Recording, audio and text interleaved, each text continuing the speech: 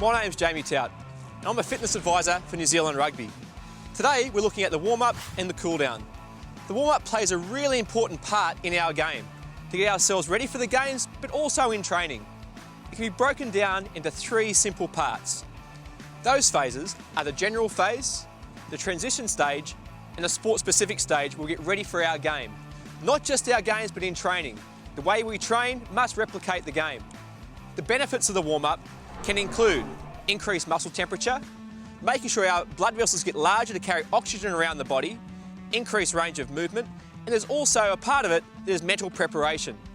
Whether it's at grassroots or the elite level, those phases will stay the same, but the drills will change.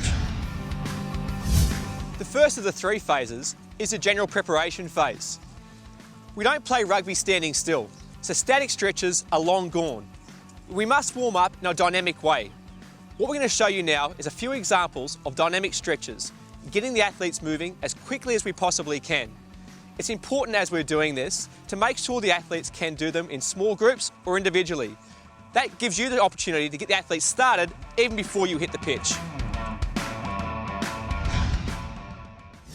Straight line runs, getting the athletes out of the change rooms and getting moving. These drills are things that they can do without you having to be there. A little bit of self-reliance. What the guys are working on here now is a straight line speed, not changing directions, just getting moving. We don't jog when we play rugby, we run. That's why running and keeping on the balls of the feet, aggressive arms are really important for this drill.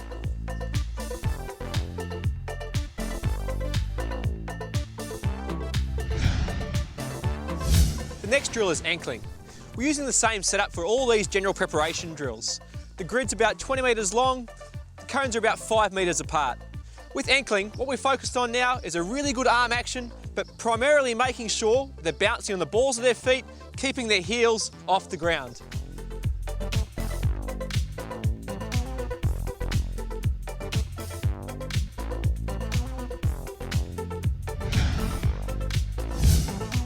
The butt flicks. The butt flicks all about range of movement, getting that heel up to touch them in the backside. We're looking here at a really slow action to start and then getting faster.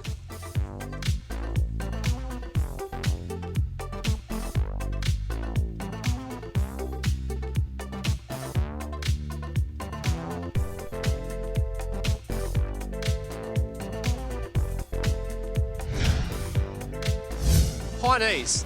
The high knees are not just great for range of movement, but also speed of movement.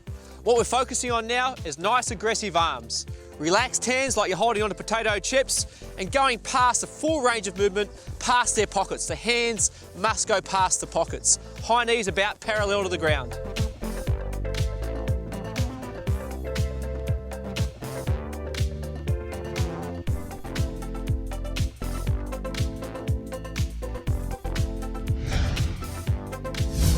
The lunge and run drill is another great dynamic stretch. We don't always start our sprints in rugby from a standing position. What the lunge and run drill does is we try and start some of our runs from a lunge position, just like we might do in a game.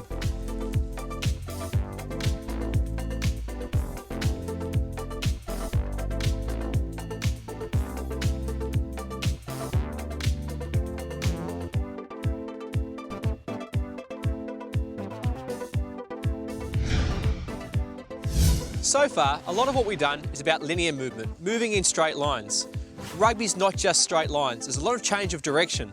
What's important now is to look at how to prime those hips to try and get some of that agility-based type of movement into our warm-ups. The hip out and hip in drill will do that for us.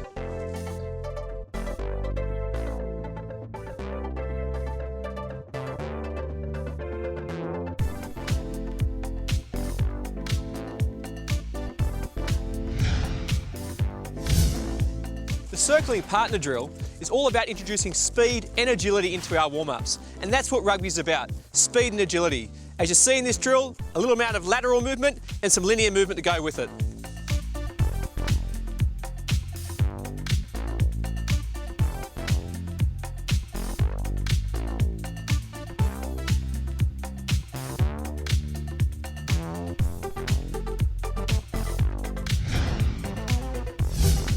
Rugby involves a whole bunch of short sprints. Over 150 sprints can happen in a game. We don't always sprint a long way, but those short, sharp sprints are really important, just like this drill here. The forward and back drill will add to your warm-up.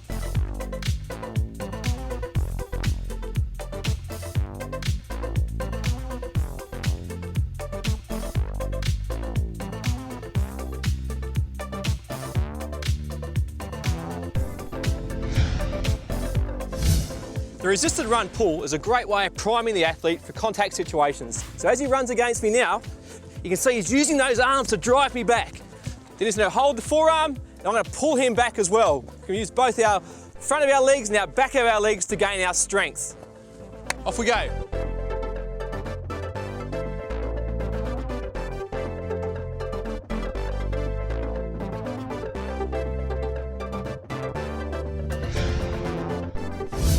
Bear crawl agility. There's a lot of great variations for this one, but primarily it's about getting our core ready for competition and also all those movements again, preparing ourselves to run. The bear crawl agility exercise can be done forwards and backs, side to side. Most importantly, keep the eyes up, nice flat back, just like you're competing for the ball.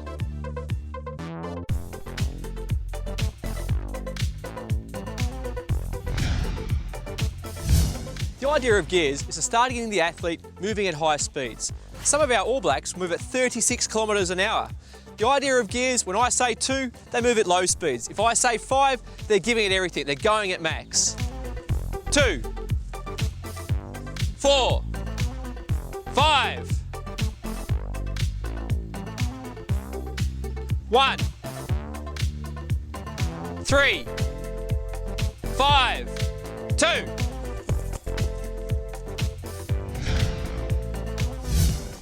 Another great thing to do as part of your general preparation is allow the athletes to have a couple of minutes to work on their position-specific skills.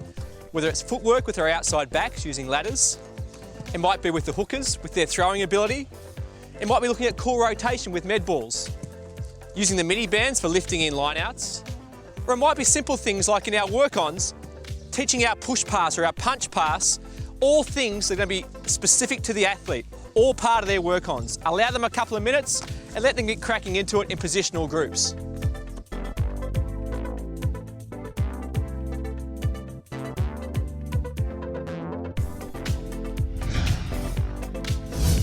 A nice way now to building the transition phase after the general preparation is to bring the athletes into a huddle. Get them to have a mouthful of water, get their game face on. We're ready for action now. We're going to start moving at higher intensity, getting ready for our game.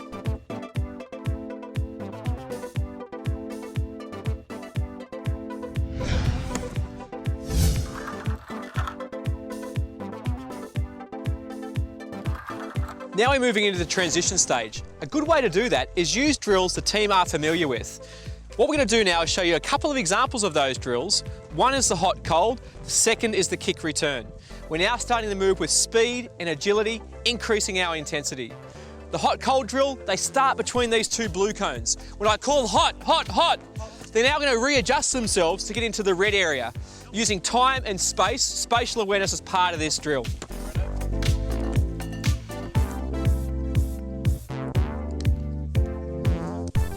Cold, adjust, cold, cold.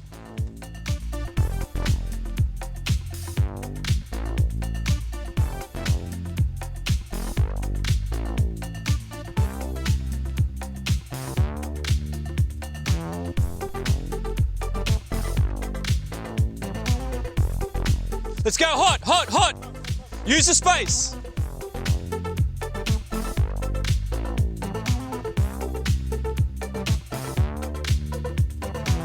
Let's go cold, adjust, adjust, cold.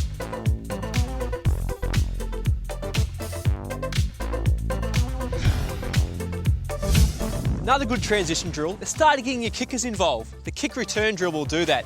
Creates communication as part of it, gets the kickers involved, gets a bit of speed of movement. It's a game-specific drill. Let's see how this one goes. Off we go, guys.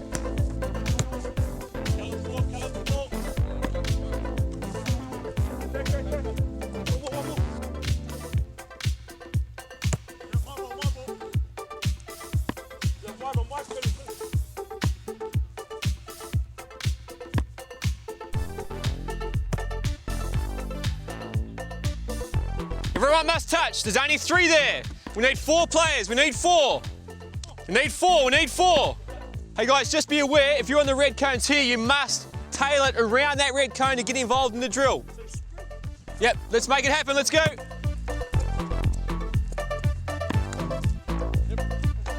There we go. We're on the game now. Here we go.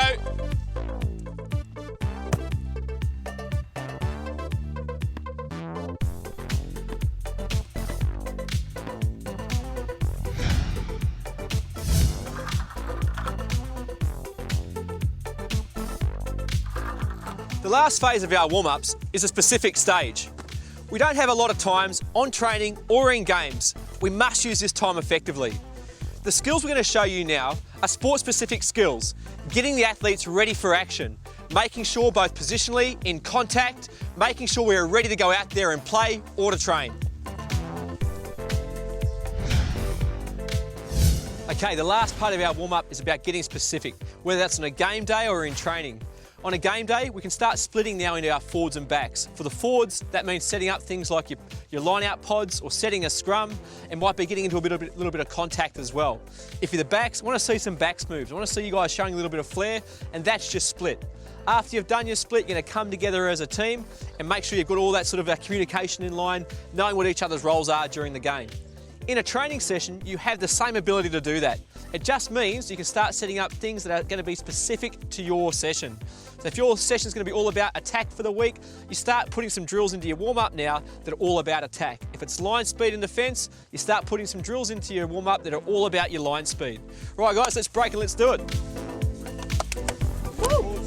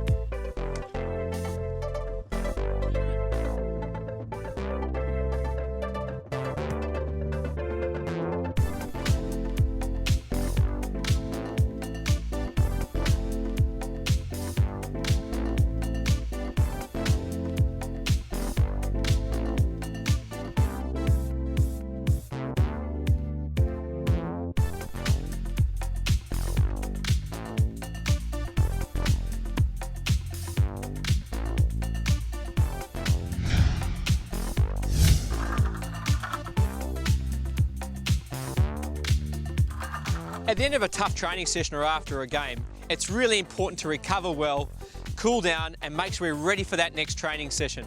It's going to help us reduce the amount of injuries and be ready to play that following week. Some things that we can do at all levels of the game are very simple to do in terms of nutrition. Things like chocolate milk, bananas, and cereal bars are a real quick, easy snack for any athlete to have after a hard training session. Other people might choose to wear compression garments. Compression garments are also a great way to assist our recovery. More than anything else, sleep and hydration are 2 big things we can all do at all levels of the game that are going to keep us fitter, make us faster and stronger for that next training session. Sleep and hydration. After our training sessions, other things we can do. Using the ball as an active way of foam rolling for self-massage. You can also use a foam roller. Things that are in fashion and still work for us are our static stretches, whether they're using a partner or you're doing it by yourself. A static stretch is what you do when you're standing still, you're not moving.